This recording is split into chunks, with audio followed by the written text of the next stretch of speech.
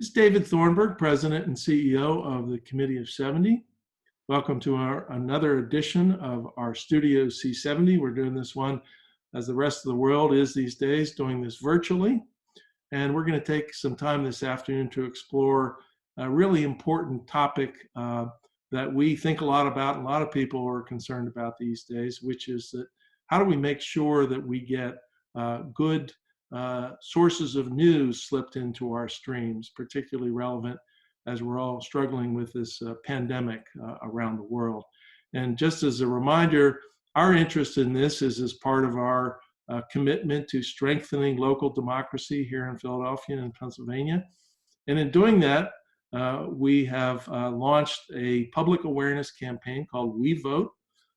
And within We Vote, there are 5 elements of effective citizenship that we are trying to promote and that we're here to talk about today. And just to put them on the table, those 5 elements are: first, to be a voter; second, to choose your news wisely; third is to invite diverse perspectives in your conversations and in your deliberations; the fourth is to learn how it works, critical to a well-functioning democracy; and fifth, and maybe most important, is to act.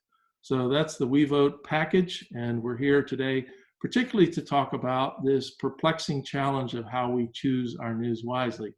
And joining me in that is my colleague, Chris Satullo, who is the co-founder of the Pennsylvania Project for Civic Engagement. Welcome, Chris. Thanks, David.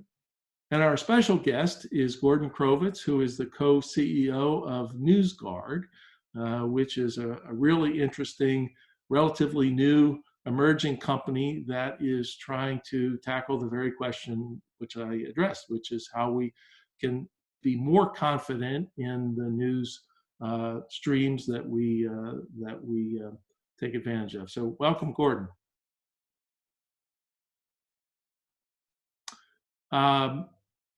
So let's start. David, thank you very much for having me on.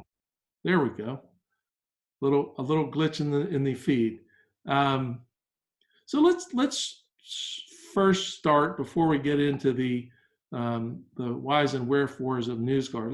Let's talk about the challenge that we're all confronted with, which is only seemed to multiply exponentially in the world of social media, and now is particularly acute in this COVID-19 crisis. And let me just turn to you, Chris. You're a veteran journalist. You've had experience in trying to sort out truth from fiction. You've worked with a lot of communities around Philadelphia, Pennsylvania, and elsewhere, trying to help people make sense of things. How do you think of this challenge of sort of separating the wheat from the chaff in our world of news consumption? Well, the wonderful thing about the internet and social media is their immediacy, and the terrible thing about the internet and social media is their immediacy.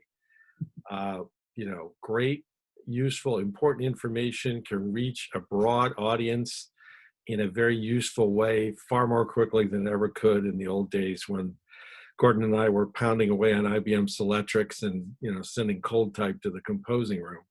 But it also means that, we just had this happen in my house. Just the other night, somebody sent my wife on Facebook a copy of this now notorious video by a guy who apparently is an actual doctor, but was basically going into this dire warning that almost anything you do to leave the house and bring anything back into the house is going to kill you. And, she was like, she knows a lot. She's a healthcare professional, but she was like, oh my God, this is way more dire than I thought. Of course, the video's been taken down now, but millions of people have seen it. So that's sort of the problem in a nutshell. You can go to the CDC and other reliable sources and get absolutely great info like that, and you can get paranoid ravings that have the veneer of authenticity just as quickly. Yeah, just to spend a second on other ways to attack this problem. There are sort of fact finder websites out there, thinking of Snopes.com, if you remember that one, which tried to unpack urban legends and myths. There's PolitiFact and others, but Chris, what's your comment on the strengths and weaknesses of those kinds of approaches? Well, I love them all dearly. Eugene Kiley, who runs Fact Check, is a former colleague of mine at the Inquirer. Bill Adara founded Fact Check, is a good friend.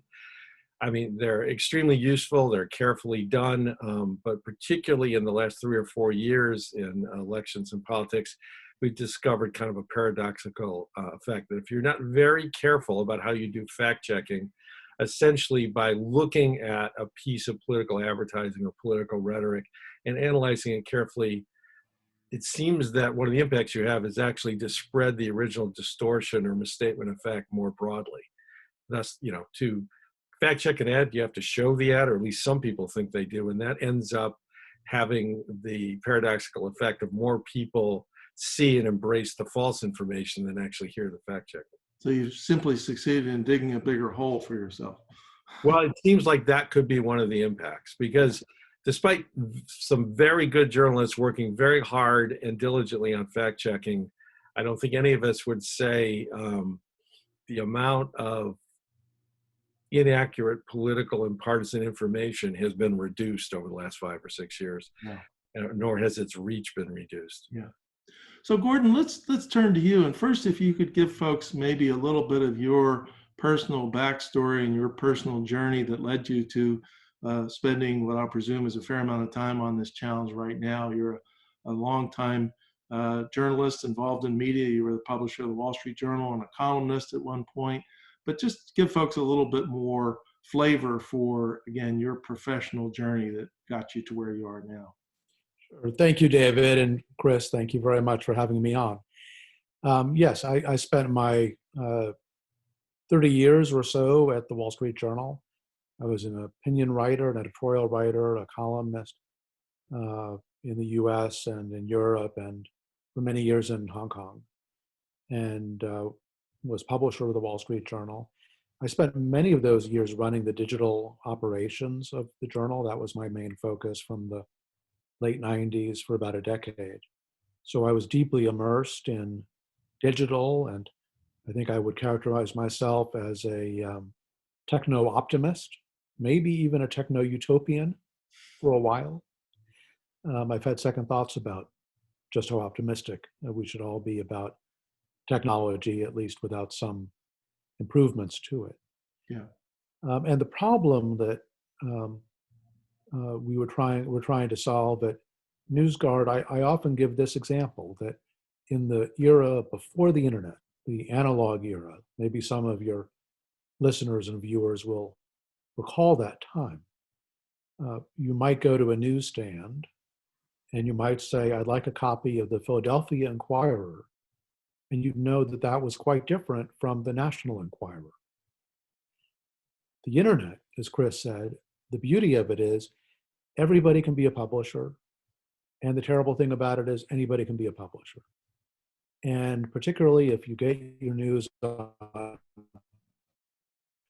these, I'm holding up a smartphone. If you're in your Facebook feed or your Twitter feed or getting your news in some way like that, the brand is really quite suppressed. It's hard for regular news consumers really to have a good idea of the provenance of news stories, who published it, which brands are trustworthy and which ones aren't. There, of course, is the Philadelphia Inquirer, but there are a lot of websites in Pennsylvania and elsewhere that are created intentionally to publish misinformation and hoaxes. Some of those have to do with healthcare hoaxes. We can talk a bit more about that. Some of them are secretly funded by a political organization on one side or the other, and it's both sides starting websites that have names that make them look like local news websites that are actually created for a clearly partisan purpose. And so the problem, I think, with the internet is it's become hard for regular news consumers to have a good sense of what sources they can trust and not trust. And it's become awfully easy for bad actors, whether they're Russian disinformation specialists or teenagers in Macedonia looking to make a buck, or people who want to sell hoax healthcare, COVID-19 remedies online is a quick way to make a buck. All that has been made Yeah. terribly easy by the internet. Let me ask this of both of you. I'm the odd man out here, and I'm not the veteran journalist, but you folks have, both of you, this has been your career. What particular human weakness does this prey upon? In other words, why are we so gullible? What leads us to accept things as truth and to pass them on to other people that maybe in other times, or maybe this has always been the truth, it's just the medium has changed. But I think a lot of this actually has to do with the medium. There's a lot of research that says that people don't want to pass on bad information to their family members or to their friends. They don't want to look, like idiots later when it turns out what they've shared is not true. It's just that the medium makes it so hard to know what's true and what's not true. So I don't blame news consumers for this. I blame the pace of technological change having so far outpaced our human ingenuity about making information more understandable to people, making it easier for them to know who's generally trustworthy and who's not. And I would blame, to some large degree, the digital technology platform companies that have not taken responsibility, or not as much responsibility as they should have, for what's appeared on their platforms. yeah, Chris, you got anything to add to that? Well, it's funny because Gordon is the conservative, I'm the liberal, and I am going to blame human nature. I think, there's a lot of very productive research in behavioral psychology that's gone on, back through Nudge and back to books like Thinking Fast and Slow that tell us that we humans are nowhere near as rational as we fancy ourselves to be. And we are given to all kinds of mental shortcuts that lead us down dangerous or confusing roads. One of them is what's known as the effective fallacy, which is a fancy way of saying we are much more inclined to believe those things that satisfy our emotional needs or proclivities. It's related to confirmation bias, your tendency to remember far more bits of fact that confirm what you already thought, and to kind of dismiss from your memory and from your consciousness facts that actually would cause you to rethink things a little bit. Yeah. So I think the old form of media, this to connect to what Gordon said, the old forms of media had more friction to them. They took more effort and they required more time. And it certainly required a lot more time to share them with somebody else. Compare the difference of, your grandma cutting out a clipping from the local paper and shoving an envelope, addressing it, put a stamp on it, with hitting a share button on Facebook or retweeting something on Twitter.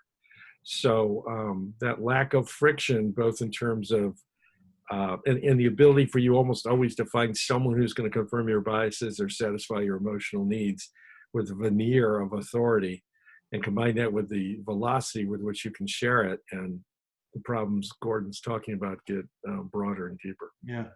And then we ended up with that unfortunate no man's land that says you're entitled to your facts and I'm entitled to mine, and ne'er the twain shall meet. Right. Which I don't think this was democracy as Jefferson imagined it. But, well, I think we've done a pretty good job of establishing the challenge.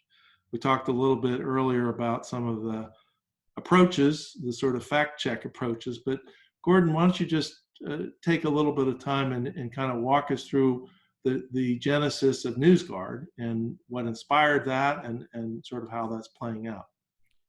Thank you. So the problem that NewsGuard tries to solve is this issue of news consumers no longer having a good understanding of what sources of news are generally trustworthy, which are generally not trustworthy. That's the particular problem that NewsGuard seeks to solve. We discussed earlier the fact-checking organizations. I agree with Chris. They do a lot of terrific work. There are many problems with the fact-checking approach, one of which is it's very difficult to scale. So if you take all the fact-checkers in the US, the percentage of stories they're able to fact-check is so small. And when fact checks are presented to people, for example, on Facebook, the research has shown that people assume that if a story does not have a fact check raising questions about it, it must be true. And that for sure is not true. And so what NewsGuard does instead is we try to give news consumers more information about the brand, about the website that's publishing each piece of news. You literally go to the source. Literally go to the source. And my co-founder, Steve Brill, who was the founder of American Lawyer and Court TV, and I grew up in journalism, and we've hired a team of several dozen journalists who act as our analysts. We use 9 criteria of journalistic practice, very basic, apolitical criteria. Do you have a corrections policy? Do you disclose who the owner is? That sort of thing. And we have rated and created what we call nutrition labels, which are detailed descriptions about all of the news and information websites that account for 95% of engagement in the US, the UK, Germany, France, and Italy. So every news and information site gets a green or a red, depending on how they do on those 9 criteria. And news consumers can read more, what we call our nutrition label, to understand better the nature of that website. So there are left-wing sites and right-wing sites that get reds. There are right-wing sites and left-wing sites that get perfect scores. It goes to the journalistic practice of each publisher. The bad news, and we were frankly kind of shocked when we got through doing so many of our ratings and reviews, more than 1/3 of all of the websites with which Americans engage each month are rated red by NewsGuard. And you have to be pretty bad to get a red rating from NewsGuard. Many of those are healthcare hoax sites. There are sites that don't disclose ownership for one of many reasons. That criterion, by the way, is the one that correlates often with getting an overhead rating. If you're trying to hide your ownership, there's probably a reason for it. And that's a very difficult thing for a regular news consumer to do. If you're on a website, you want to learn more about it, you go to the About section.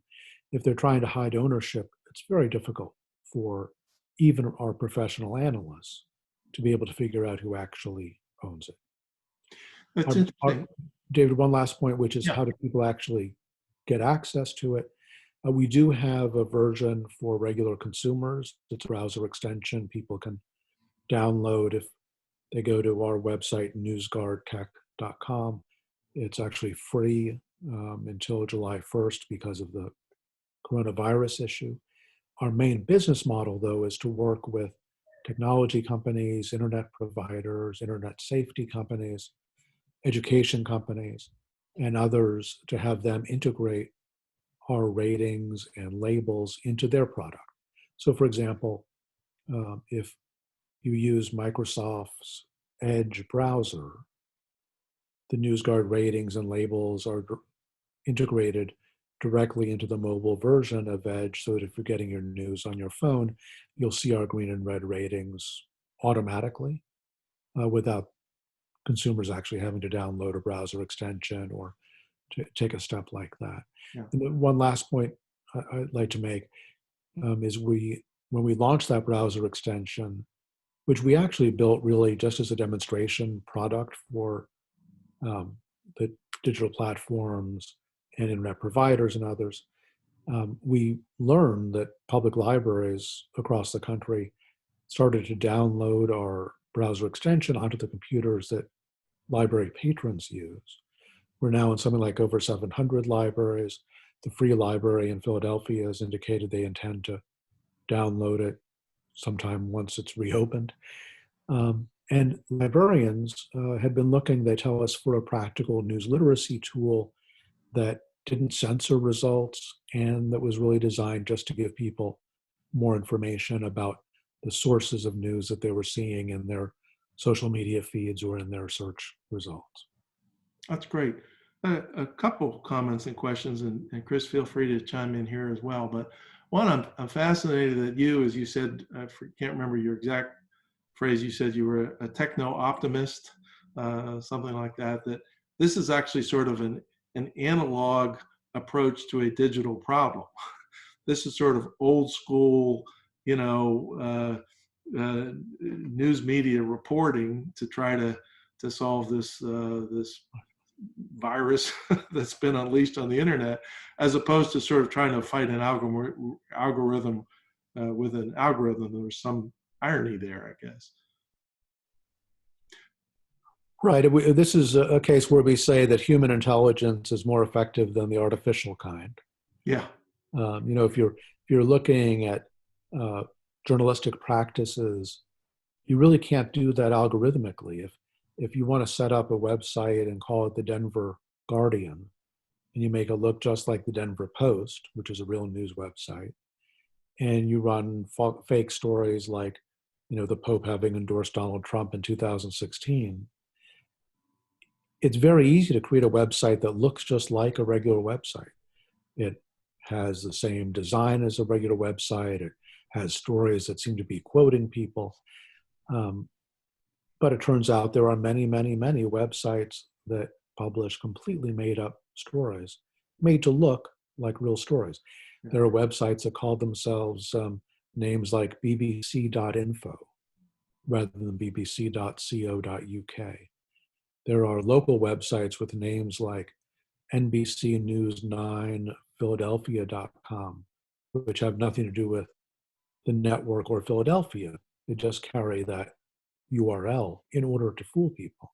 Yeah. There are websites that have the names of what certainly sound like 100-year-old local newspapers that are actually 2 months old, funded by left-wing PACs or right-wing PACs to create one-sided local news websites. So it's a digital era problem that it's so easy to publish misinformation, but we are trying to solve it with some analog era skills, like the journalistic skill of trying to figure out who actually owns this website, what kind of practices do they have.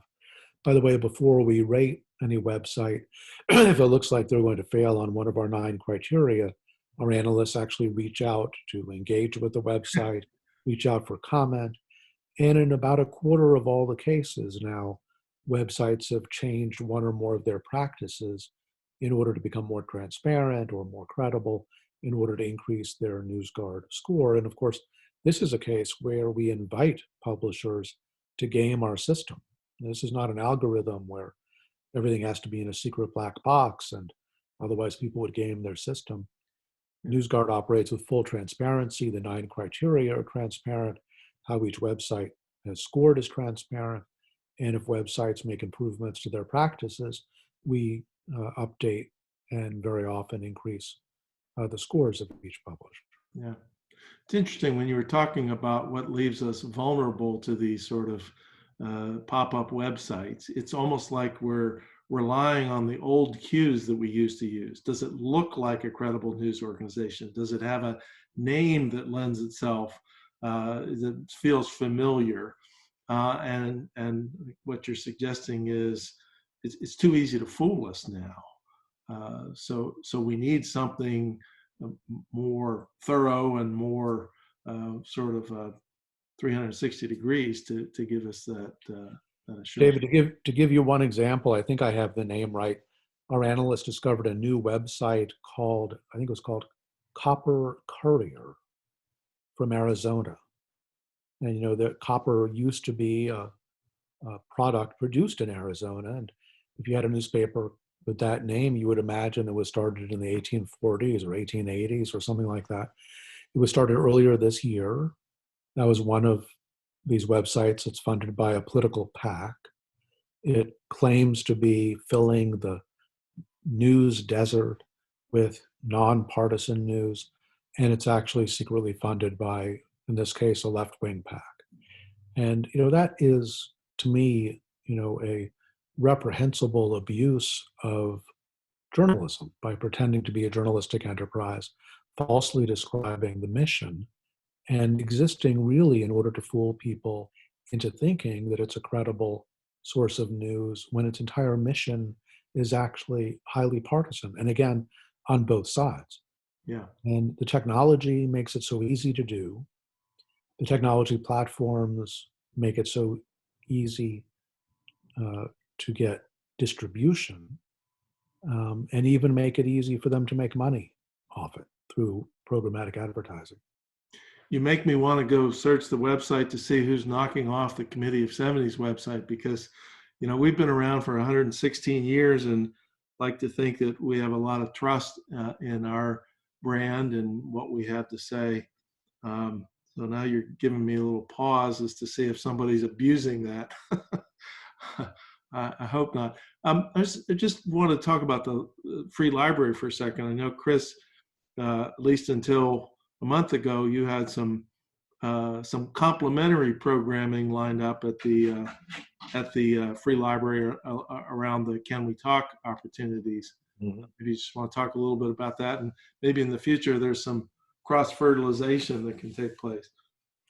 Yeah, so what we had hoped to do before the pandemic scrambled everybody's plans in the world was to have a series of dialogues under a brand we called Can We Talk throughout the year that would involve high school and college youth and adults, and also faith communities through churches and synagogues, but all with kind of a parallel path of talking about the future of the country in a presidential election year from the ground up, rather than just arguing about which candidate was better, finding out what issues were really haunting people's minds, what ideas they had about them, and really to get them to think a little bit about exactly the problem we're talking about today.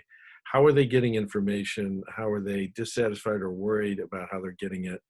And what things can they do as individuals? What Gordon and NewsGuard is doing is great, but it's not going to work unless people actually pay attention to NewsGuard, and people begin to adopt.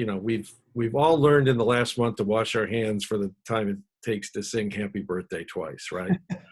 So we also have to learn to pause and insert a little friction into our habits before we share anything. My wife today, just moments ago, was exclaiming that somebody on Facebook had shared some piece about something that had to do with COVID-19, saying, "I'm not sure whether this is true or not, but it's really interesting." I'm not sure whether it's true or not, but I'm going to share it with you. Habit is destructive of knowledge and democracy, and people have to begin to learn that. And so that's one thing we wanted to give people at least a chance to think about what their habits have become and how their habits might need to change. Chris, it's don't blame your wife too much. I think it's become quite common. We actually by the way, I mean, just to save my marriage, she, a former journalist, did not share anything. It came to her through her feed from a friend. But we all have crazy uncles and aunts who share this crazy stuff with us. In the case of the coronavirus, we've identified at last count more than 140 websites that have published false information or hoaxes about the virus, many of those with false preventions or cures. The most popular of them include, if you swallow bleach, you won't get the virus. If you swallow something, you'll be dead. Because you'll be dead. It does have that. Yes. There's a product called colloidal silver, which is being marketed as a prevention to the virus. That also can kill you if you consume it. And many of the websites that market these products had already been in the business of marketing healthcare hoaxes. These are the same sites that promote the idea that vaccines cause autism, that 5G causes cancer, consuming fruit pits will cure cancer. There's a world out there of websites that do it for one reason or another, some of those reasons being selling nutritional supplements that actually can do you harm. So we're living in an era, especially with COVID-19, where there are dangerous hoaxes being promulgated, where the science is actually moving all the time. There are trials for potential vaccines and potential treatments, and it's hard even for medical professionals to keep on top of it. So in that area, this is particularly a topic where people need to be extra careful about the provenance or the source of the information that they're relying on. Yeah.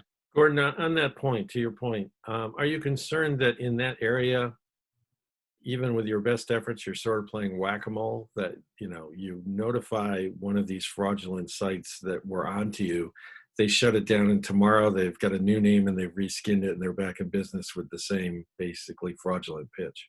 Yeah, this is one area in which we actually use some artificial intelligence ourselves. Mhm. There are definitely websites, we call them out, and they pop up with similar content under different names. And we do have some software that's allowed us to be pretty good at the whack-a-mole. There is a network of websites, the main one of which is called naturalnews.com, which has a couple of hundred of other websites with different names, all perpetuating similar hoaxes and misinformation and trying to sell similar nutritional supplements. So we are able to identify those new ones as they pop up. But it is a game of trying to catch up with many, many new publishers of misinformation. So you can be sort of like a digital Inspector Javert, pursuing them obsessively across every corner of the internet. Well, I think I don't know about Inspector Javert, but the good news is when people have access to information like ratings at the domain level or the internet level, there's been some terrific third-party research that indicates that people are much less likely to believe news from websites that have been rated generally unreliable by what's described as a team of diverse journalists or journalists with diverse backgrounds. They're much less likely to believe it or to share it with their friends. So we do think that there's kind of a light at the end of this tunnel. That's great. As long as you had, that people actually have access to it. And our goal at NewsGuard is to try to find partners to make our ratings and labels available to people however they're getting their news and information, whether it's a technology company like Microsoft or an internet provider like Comcast or a library like the Free Library. Gordon, in your criteria, how do you address and think your way through the eternal and pesky question of political bias, like that? Yeah, I think generally speaking, we are looking for disclosure.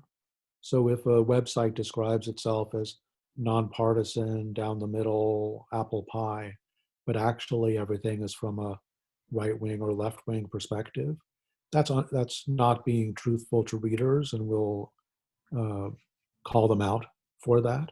On the other hand, if it's National Review on the right or The Nation on the left, and they're very proud of their political views and make them clear in their about sections, we'll describe in the nutrition label, this comes from the one perspective or the other. Mm-hmm. But I think in those cases, they both get perfect scores. They're doing real journalism. It's opinion journalism. They disclose what kind of opinions they have. It's fact-based opinion journalism. And so, we're not in the business of saying this is a little bit more right-wing or left-wing than another site. We're just in the business of saying these are people who are trying to do some form of journalism. They are reasonably transparent about how they operate, and they make it reasonably easy for a reader to find out more about them. Gordon, give us a sense of the sort of consumer reaction. What kind of response are you getting from people perched in front of their websites? Yeah, so I think we have data, of course, on users. We have data from Microsoft on people who use NewsGuard through their Edge browser. And we have research done by groups like Gallup and others, funded by the Knight Foundation, which is a big funder of journalistic initiatives, and the Gates Foundation and the Ford Foundation. So there's been actually a lot of research in this area, and it's all really quite encouraging, which is that even though, David, as you were saying at the top of our discussion, and Chris, you were saying as well, there is a tendency to look for affirming news and information from our own biases, and that is clearly true. And the internet makes it all too easy to find confirmation for whatever views we might have. At the same time, even people who have extreme views on one side or the other are highly reluctant to share news or information from unreliable sources because they don't want to look to their friends or family as if they're relying on poor sources or sharing misinformation. So we have a lot of feedback from librarians and teachers and individual consumers with anecdotes about, how they never knew that this particular site was unreliable, or how they had sent their crazy Uncle Willie a link to our nutrition label describing this website and why he should not be relying on it or sharing it with the rest of the family. It strikes me the next step in this process might be requiring crazy Uncle Willie to wear sort of a scarlet letter himself. So if we put nutritional labels on our Facebook friends, which we all sort of know. Yeah. Well, in fact, in our discussions with some of the Silicon Valley companies, one of the approaches we've suggested has been, if there's somebody who routinely shares misinformation, when somebody receives a news story from an unreliable source, have that warning pop up right there. It could say something like, this story is from a source that has been found to be unreliable. Read here more about it. Click here if you just want to read the story. Click here if you don't want to read it. Click here if you want to send Uncle Willie a copy of the nutrition label to give him more information about the source he just shared. That's great. Well, let's put a wrap on this conversation. Gordon, thanks so much for joining us and for sharing this really interesting development in NewsGuard. And we'll certainly put this prominent in our toolkit to help folks choose their news wisely, which, as we said, and probably you would have never have guessed how significant a resource this could be in this health crisis, because literally, now we're into questions not just of, political, who's right, who's wrong, but of potentially life and death. So thanks for what you're doing, and best of luck to you. And we look forward to helping out. I was saying to somebody, was talking to someone on another interview the other day, we used to have in Pennsylvania, let's just say back in the old days, a tourist slogan that said, "You've got a friend in Pennsylvania." We no longer have that slogan for unimaginable reasons, but rest assured, you've got a friend in Pennsylvania in the Committee of 70. So thanks for your good work, and we'll look forward to staying in touch. David and Chris, thank you very much for having me on. I really appreciate it. Thanks, Gordon.